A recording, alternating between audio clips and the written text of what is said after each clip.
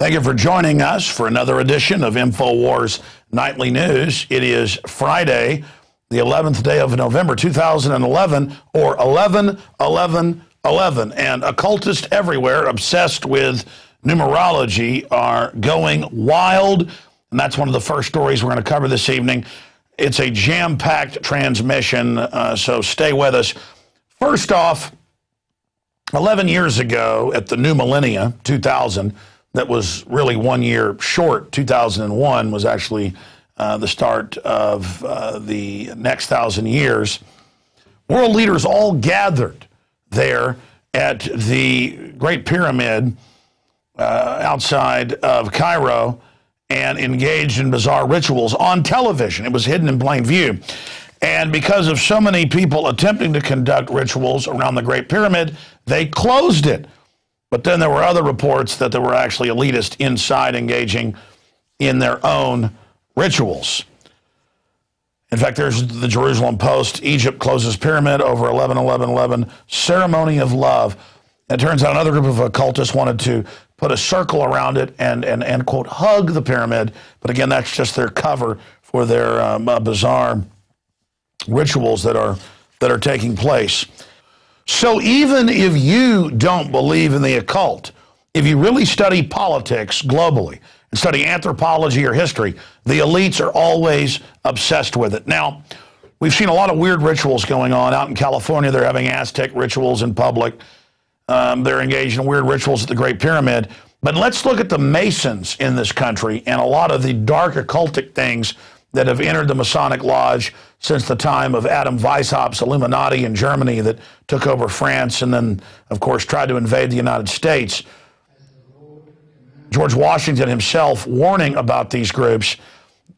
This is what's really going on. These are the power structures that are controlling our society today. These are the good old boy clubs. And I wanted to point out, this is footage from the 10th anniversary of 9/11, where they engaged in a Masonic ritual. And isn't that just special? You've got Dan Rather back to report on the date. CBS, the Eye of Horus. Let's play that footage one more time for people. And here is the honor guard surrounding the eye, and they've got even the Egyptian, corner there of the eye. Just absolutely incredible to see how they flaunt these Illuminati rituals marking the time right in front of us. Place roses on the site for a flower arrangement that will be turned into a permanent. Just incredible. Okay, continuing here on Veterans Day, or 11-11-11, hero soldiers thrown in the trash, military dump body parts of dead servicemen killed in Iraq and Afghanistan in landfill. They dumped the remains of the police and firemen and others from 9/11 in a landfill. So that's ongoing. And, of course, it's also come out that they saw the body parts in half, put the wrong bodies in caskets. They just treat the dead like absolute filth, just like they let the troops have their pension funds stolen by the big insurance companies, and on top of it, let them breathe depleted uranium. It just shows how, as Henry Kissinger said, they're seen as dumb animals by the elite. But the Pentagon is reviewing punishment over war dead remains, even though it's come out now that the Pentagon was told about this going on years ago. Years ago. You see, if you treat the Iraqis like garbage, the troops are going to end up being treated like garbage as well. Also, a veteran has shot himself at a Vermont encampment, the Associated Press is reporting. They're also reporting that at some of the encampments, tuberculosis has broken out. So what's happening here is, whether you're for Occupy Wall Street or not, the system is using the fact that people are getting tuberculosis, getting shot, dying, robberies, deaths every day, as a pretext to demonize the idea of protest and demonstration, period, as if it's dirty, corrupt, and evil. We've confirmed here in Austin, Texas, that they arrest homeless sleeping anywhere in town, but they tell them, we'll allow you to go sleep at Occupy Wall Street outside City Hall. And then when they defecate all over the ground and don't use the porta potties, they demonize them. And it's the same thing now in the media. is that they're selling the idea that all these people are a bunch of criminals, but obviously criminals and homeless people and others are going to migrate and congregate around these open-air camps that are popping up. I mean, these are the modern Hoovervilles here in our nation. Now, continuing with our 11/11/11 Veterans Day coverage, Ron Paul's view on foreign occupations supported by U.S. troops, ignoring the facts, establishment media smears congressman as defending al-Qaeda, even though most of the, even ABC News has admitted this, most of the geopolitical experts say that Ron Paul is right. And, of course, the vast majority, over 70% of the donations that troops give in the last election and this one are to Congressman Ron Paul. And I want to take you to a piece shot a few nights ago by Darren McBreen here in Austin, Texas, at the last Republican debate, which is really the modern form of a football party. But people, instead of being obsessed and concerned about mindless sports that don't mean anything in the final equation, people are actually getting their priorities straight and caring about real issues. And Darren also ran into a lot of veterans and current serving military that were here in Austin at Brave New Books downtown watching the debate. Here's that report. Whoever thought that one person, the Federal Reserve Board chairman, knows what the money supply should be? Just in the past 6 months, M1 has gone up at the rate of 30%. That spells inflation, that spells lower standard of living and higher prices, and watch out, they're coming.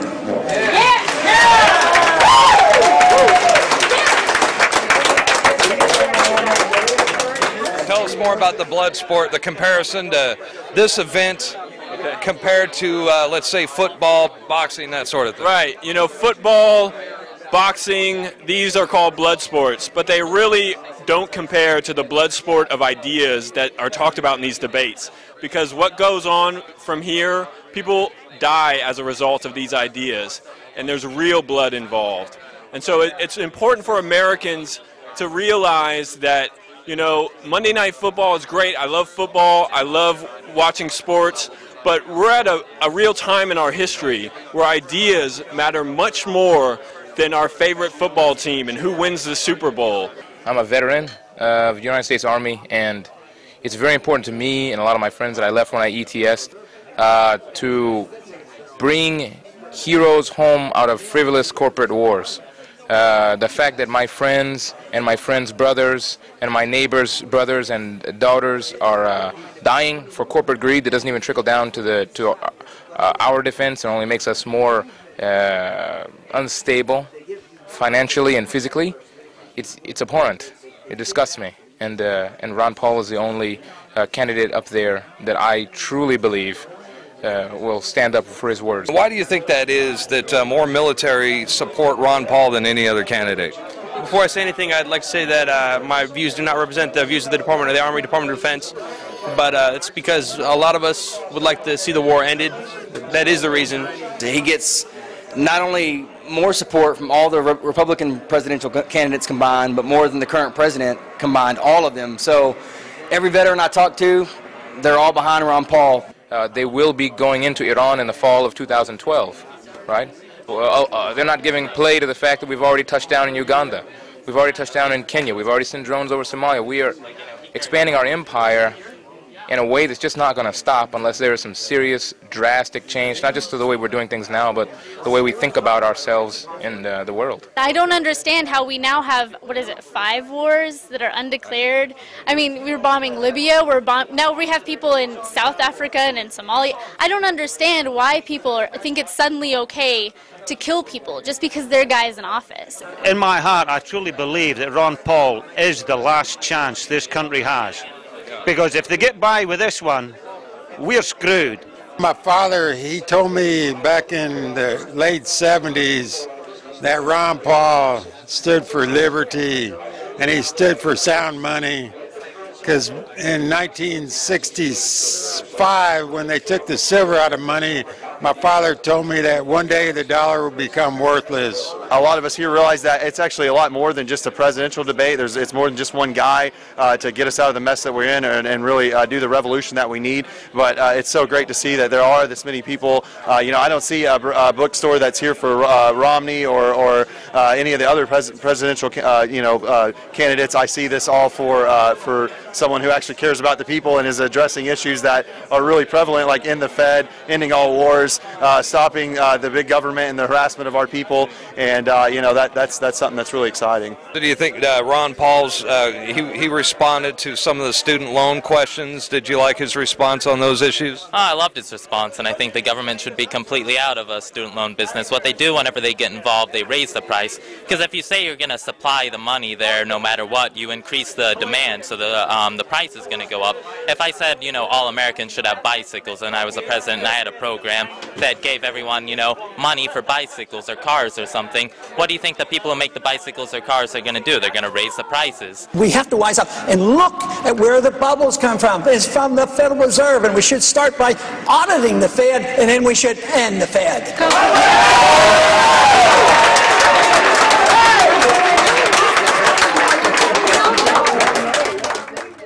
Another great report by Darren McBreen and crew. Great job, and great job to all those great patriots down there. That is the committees of correspondence. That's the Sons of Liberty and the Daughters of Liberty right there. 2011, following in the footsteps of our founders. There is a contest, an animating contest between the forces of liberty and freedom and empowerment of the human spirit and individualism and the collectivist. We're going to defeat these zombies, ladies and gentlemen, together. Great job with that report. Very, very exciting to see that. And I know that people are really waking up and all the great points that were made there. Now let's get to the really hardcore news of the evening. The Associated Press is reporting that the International Atomic Energy Agency is saying that iodine-131 that shows up from nuclear meltdown and nuclear fission is increasing all across Europe. And it's because the Czech Republic is somewhat independent. They first reported it. This has actually been known for months, and there's been big meltdowns in France.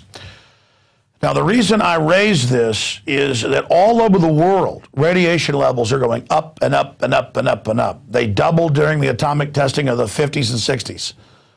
Then it more than doubled after Chernobyl because that was such an incredible meltdown. Now Fukushima, 5 of the 6 reactors, each one more devastating than Chernobyl, has melted down. And it's been raining radiation all over the northern hemisphere. And now they've had to admit that the radiation was, again, much higher than they'd said.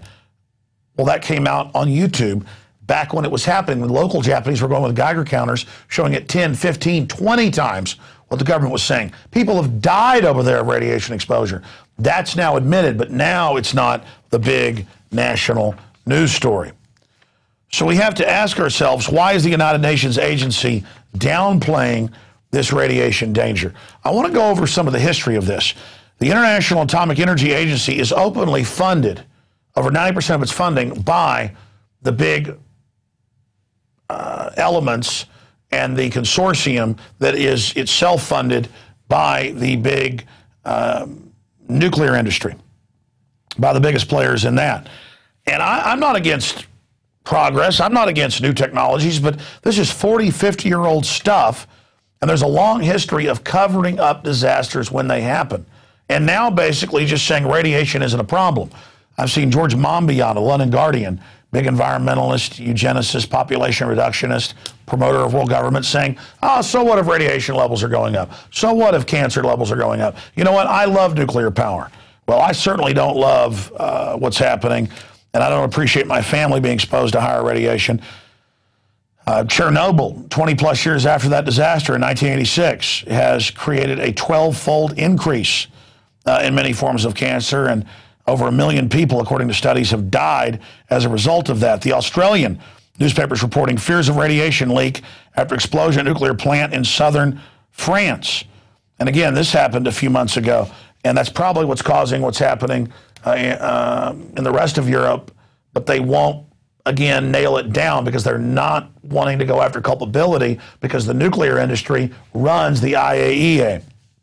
Continuing, don't forget, going back 4 or 5 months ago when radiation levels went up all across the U.S. because Japan's right here, here's the Pacific Ocean, here's North America, the trade winds, the jet stream blow towards the United States and over Europe. As the radiation levels went off the chart with different isotopes, the FDA just raised, depending on which isotope it was, 2,000 times, 5,000 times, 100,000 times, depending on the isotope, what they had said was previously safe. And again, all of these were isotopes directly linked to fission, to total meltdown, which the Japanese government denied, which our own government that had detectors over there denied, and later came out that they knew they were lying. The elites are breathing this stuff too. A crazy attitude has entered the equation where people in the establishment think that if they just rationalize things and just say, oh, you can eat poison, oh, you can jump off a cliff, oh, you can jump in front of a bus, that magically that somehow fixes it. That is not the case. So there's that report. And again, in Europe, for 6 months to a year, depending on the country, children only ate frozen food flown in, no milk, things that have the higher levels of radiation in it after fallout. Now, here in the U.S. and in Europe and Japan, they're saying eat everything, it's fine. Everything's wonderful. Now, continuing here, I want to look at some other examples of cover-ups. In 1959, there was a nuclear reactor that completely blew up and totally melted down in California. And it reportedly was even bigger than Chernobyl. They say it released 15 to 260 times the radiation of 3 Mile Island. And no one even knew about this to a few years ago when they declassified it. There's been meltdowns in Canada in the last 6 months. There's been meltdowns and huge releases in France. This stuff is happening all over the place. I mean, is this an accident? I don't know. Dr. Busby, who's a physicist and a chemical engineer, has said that many of his colleagues believe this is being done on purpose because nothing reduces fertility like radiation.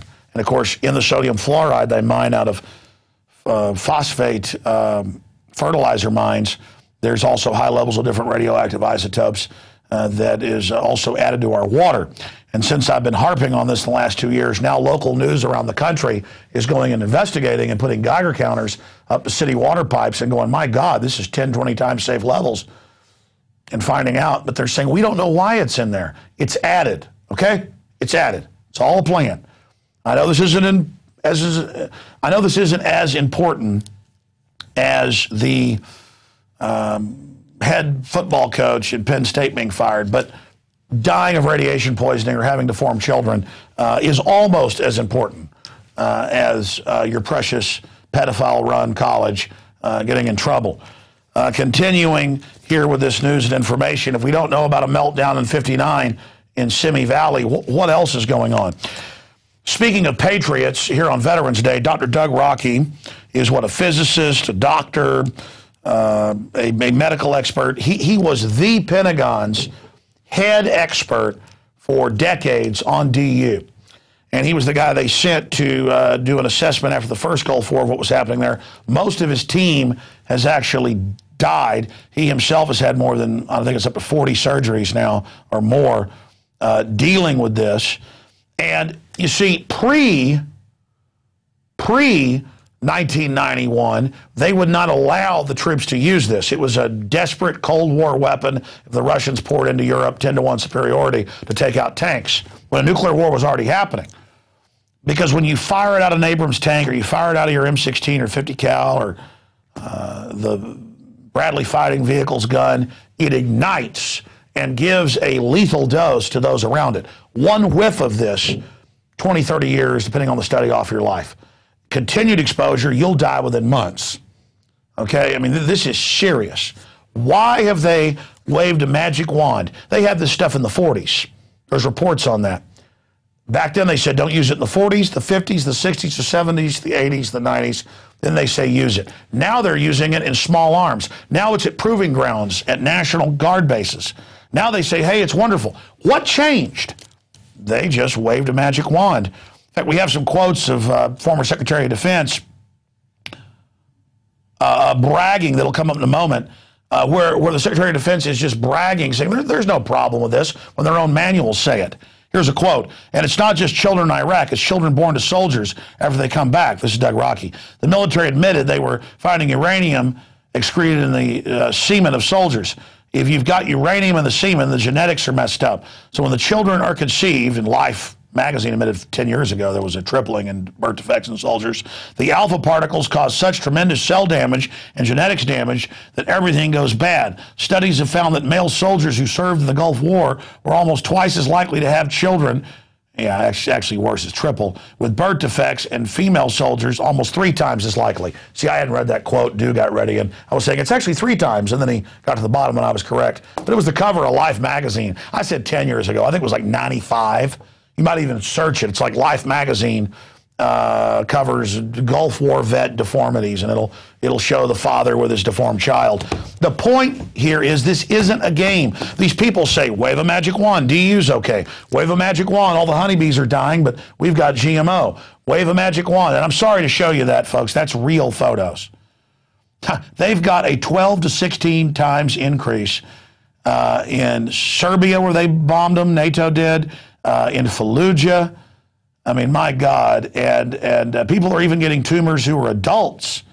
I mean, they're having toxic Avenger type effects, not in utero, but after. And I'm sorry to have to show you this, but it goes to the madness of the people running things. I mean, it goes to just the complete insanity. And they know what they're doing. So here's another Dr. Doug Rocky. Everyone on my team was getting sick. My best friend John Sitton was dying. The military refused him medical care, and he died. John set up the medical evacuation commission system in the entire theater. Then he got contaminated doing the work. When we first got assigned to clean up the DU and arrived in northern Saudi Arabia, we started getting sick within 72 hours. Respiratory problems, rashes, bleeding, open sores, almost immediately. This is the guy that wrote the book on it. But meanwhile, we have quotes of Secretary of Defense saying, hey, there's no evidence this is bad, when the Army's own manuals pre-91 said do not use this. And there's William Cohen under Clinton saying, never mind all these dead and dying troops. There's no scientific link has been found between the reported illness and depleted uranium, a dense, mildly radioactive metal that the U.S. military uses both in tank-busting munitions and as armor. And, of course, that was 15, 16, 17 years ago. Now it's used in everything. Here's another report. Seattle Post Intelligencer, Iraq cancer's birth defects blamed on U.S. depleted uranium. I mean, they all know exactly what's going on. Ladies and gentlemen, this is the reality of the elite that's running things. Yeah, there's the manual. The U.S. Army acknowledges the hazards and training manual, in which it requires that anyone who comes within 25 meters of any DU-contaminated equipment or terrain wear respiratory and skin protection, and states the contamination will make food and water unsafe for consumption. Yeah, for 4 billion years. Yeah, cancer rate has increased dramatically in southern Iraq. 34 people died of cancer in 1980. 1998, 450 died of cancer. In 2001, there were 603 cancer deaths. And that's a complete whitewash. That's why I stumbled over that. Okay, look, that's enough. I know you've got a bunch of other graphics. I guess we could just keep showing them all the evidence. Again, the Army's own manuals from the 50s to 1990 said, do not use this, do not use this. When you fire it out the barrel, it ignites and leaves a whole bunch of it. Then they send it in for the crews to clean it and scrub it. They don't even tell them to wear protective gear now. And they're dying all over the place en masse. The deformed children, all of it. It's celebrating 15 years of depleted uranium. It's actually, they've been using depleted uranium since 1991 in widespread operations all over the world. Yeah, but whatever, 15 years, whatever. Doesn't matter. All right, ladies and gentlemen, let's just continue here with the news for you. There's been a federal crackdown assured as ESA alert fails to go nationwide. And now the feds don't just want to take over TV, cable, and AM and FM. Now they want to take over your cell phones, everything. And when you're in Walmarts and other stores, bombard you with brainwashing. Continuing with the news and information, the London Telegraph is reporting that Eurozone collapse will send continent into depression. The collapse of the Eurozone will cause a crash that could instantly wipe out half of the value of the Europe's economy, plunging the continent into depression as deep as the 1930s slump, the president of the European Union Commission has warned. And that's Barroso. And basically they're saying, give us unlimited trillions. 2 trillion this month, 5 trillion next month, more taxes, more regulations, by the very banks that engineered the collapse, or society as we know it will end. That's what they've been saying. And they'll get a couple more bailouts out of fear-mongering, and then they'll go ahead and collapse the euro as we know it and call it a new economic system where everybody basically is just slaves to the new bank of the world. And so it is the end of the Eurozone as we know it, and they're all basically acting like that it's an out-of-control situation when really it's an order-out-of-chaos situation. Now, I want to go to this next video. You've seen footage of people not allowed in Michigan to grow gardens, or you've seen footage all over the country and news articles where people are being arrested for lemonade stands. You've seen Amish arrested. I mean, the system wants you buying your food irradiated from a big box store, and that's the end of it, okay? They're SWAT teaming people selling oranges now. I mean, this is about control. This is about, I mean, Stalin wouldn't let people grow their own food. This is total control. And there's a new report from Natural News. It's also up at InfoWars.com. Health Department tyrants raid local farm to fork picnic dinner. And it's a local co-op where people produce their own sheep, their own cattle, their own farm-raised vegetables. And then they all get together, maybe 100 of them or so, around a big, long picnic table out under the stars in southern Nevada. And you'll see some video of it coming up, shot by the photographer that was there to take photos for the co-op. And it's up on his YouTube channel if you want to watch the whole thing. But the state shows up enforcing their state and federal regulations and explain to them that you're not allowed to butcher your own food and eat it. And I've seen reports where people butchering their own deer get arrested now just because it's seen as unsanitary. We're becoming total prisoners as they feed us GMO food, irradiated rotten meat, as they push every form of poison on us. But the government comes in and says, oh, Big Pharma has been causing some agriculture problems, so we're now going to harass you, the little guy. Big Pharma and Big Agra, because Big Agra is Big Pharma, literally it's merged, is waging war against local farms and ranches, and that's what's happening. Here's the clip.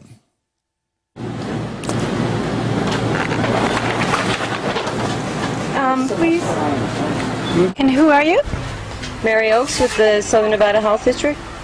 And why are you here? That's all the information you need. I do have a personal life, too. I want you to say that the health district has... That is the essence of the bureaucrat. Just enjoying the fact that they're in authority, they're in power. They've got their little clipboard, they're secure, they've got all their little bureaucracies, all their little rules. I do have a personal life. That's all you need to know. I've invaded your space and I'm about to make you destroy your food. Look at the satisfaction. It's just like a... You don't get it. I win victories every day in my life against people just like you. Do you know who I am?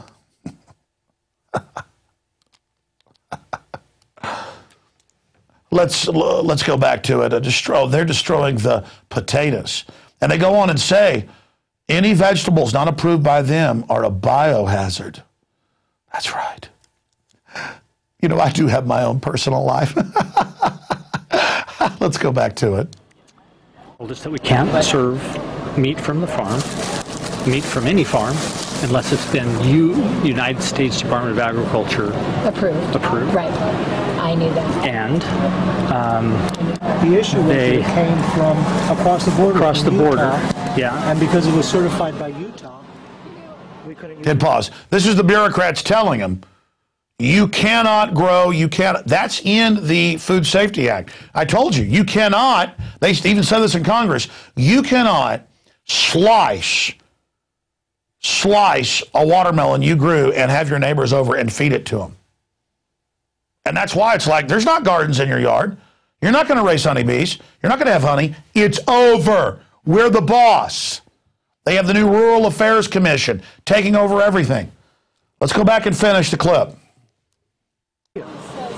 Because the stuff that was approved by the state of Nevada, we could use. Oh, yeah, hit pause again. I'm sorry. You can go read all the news articles. The state came with the federal regulations and said, you've got to do all these things we tell you. They went and got permits. They jumped through the hoops. And they just shut up and went, you think in America you're going to feed some people some potatoes you grew? You're going to have some friends over here at the co-op where you guys all share the food you grow and produce locally and come and buy like there's... No. You people, because this is spreading all over the country, the system's scared. Humans are actually getting back to real farming. And then, I mean, I went to so many community events as a child at my dad's farm, family farm, where you know, when the grandparents were alive, where everybody brought food. They'd even barbecue meat they brought. People would bring vegetables they'd cook. They'd start in the morning, hanging out, playing games, horseshoes, cracking the food. They'd cook lunch, they'd cook dinner, hanging out outside. They're like, you're going to go inside and take Prozac and watch television, and you're going to eat a TV dinner that's got more ingredients in it than the Encyclopedia Britannica has. And that's the end of it. You think you're going to boil some potatoes? You think you're going to have free association? No. Go back to the clip. Why didn't you use the vegetables? Because once they're cut, they're biohazard materials. Yes. And so, even though I boiled them, and so they're forcing us to throw all the food away. And pour bleach on it. We can't feed it to our pigs because... And we're not allowed to eat it. And we're not allowed to eat it as private citizens. All right, hit pause. And we have to pour bleach on it. Big Agra just totally destroys the food system. Take one example. They want to feed you rotten meats. They pass laws to radiate it. They just feed you radiated bacteria, feces-covered food. They've got laws passed where they can have such amount of bacteria, bug parts. They're the ones writing the regulations, and then you've got totally fresh food. You're having some friends over to eat, and they say, no. See, that's how this works. Go ahead and finish the clip.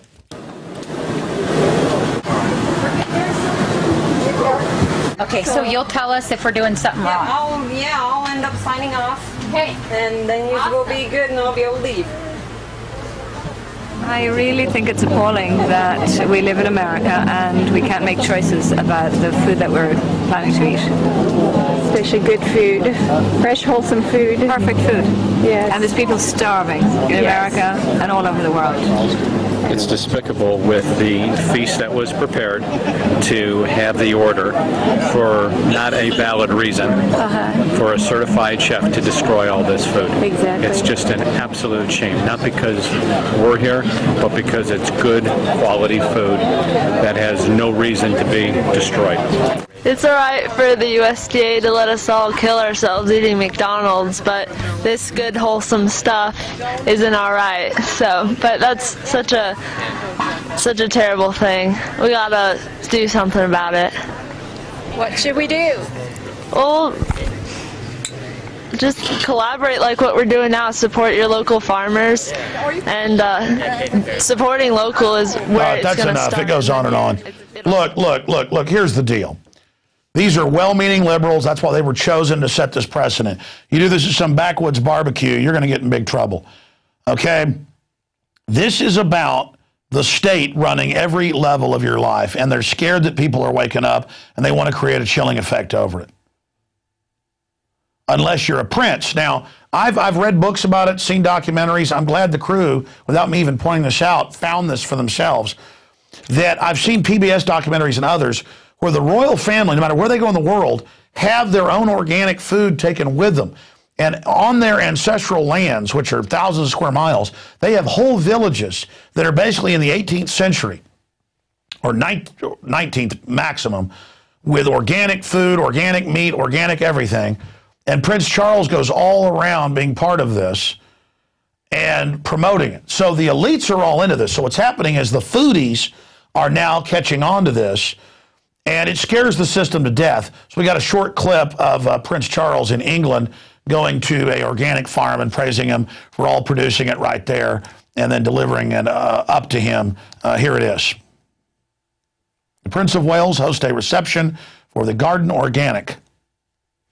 A sunny garden at Highgrove played the setting for a garden organic reception hosted by the Prince of Wales today.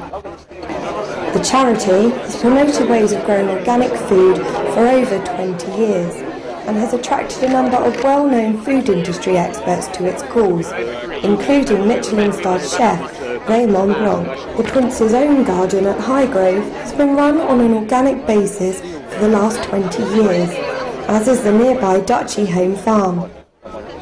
The gardens at Clarence House and Burke Hall are managed in the same way. What's happening is the trendies and others are discovering what the rich elite are doing. So now they want to copy it, and the system's saying, no, you're going to eat some McDonald's, you're going to eat some GMO.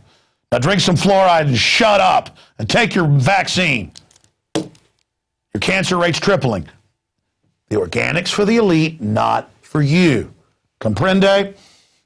Now, speaking of the CIA holding the hand of Ronald Reagan, grade school in-class video or classified presidential briefing, CIA reveals videos it made to help Ronald Reagan.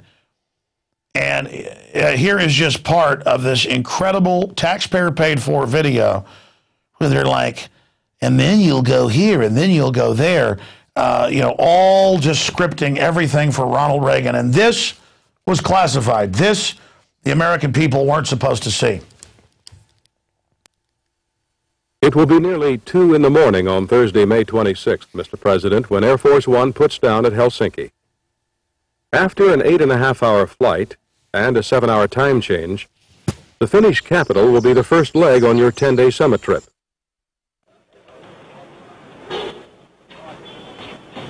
On Tuesday, Mrs. Reagan travels to Leningrad for a day of sightseeing. Your day begins with a short morning meeting with General Secretary Gorbachev in his private Kremlin office, following which you and he will walk through the Kremlin grounds to St. Catherine's Hall for another session. Look at those thugs. The 10th and final day of your summit trip, Mr. President, will feature a noon address at the Guildhall, which is located in the Old City section of London and has been around for some 6 centuries. The primary host for the occasion that day is the Corporation of London, headed by the Lord Mayor. Along with the... You notice they're talking about the Lord Mayor and the Corporation of London. Let's finish the clip. Officials of the Old City will be members of Chatham House, the Royal Institute of International Affairs. Following the Guildhall address, you and Mrs. Reagan are scheduled to meet with U.S. Embassy personnel at Winfield House prior to your departure for home. Shortly before 2 p.m. London time, Air Force One will take off from Heathrow Airport for the 7.5-hour return flight and scheduled late afternoon arrival at Andrews Air Force Base.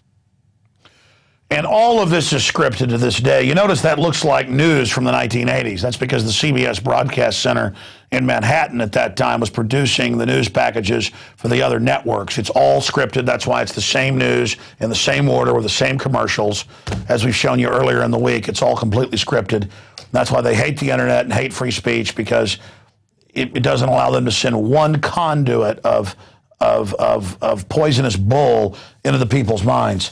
Now, speaking of evil, we showed you the sports fans angry that the head coach, who is an accomplice to what's happened there in Penn State, got angry and were jumping over cars and things because they have their values all screwed up.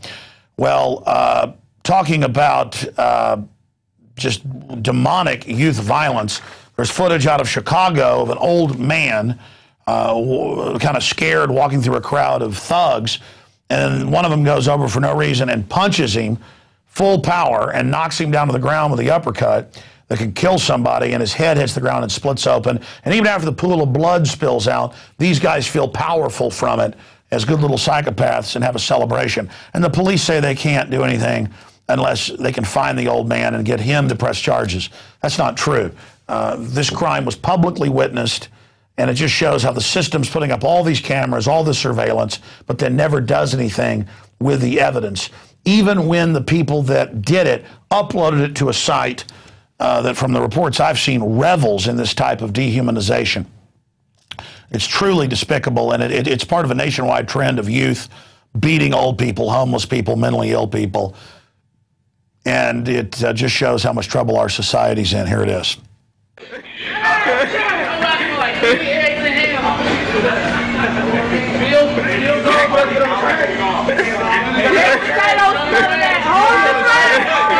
Real tough guys.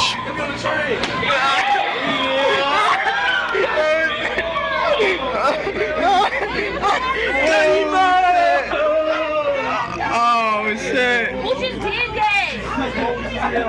Oh shit. Oh shit.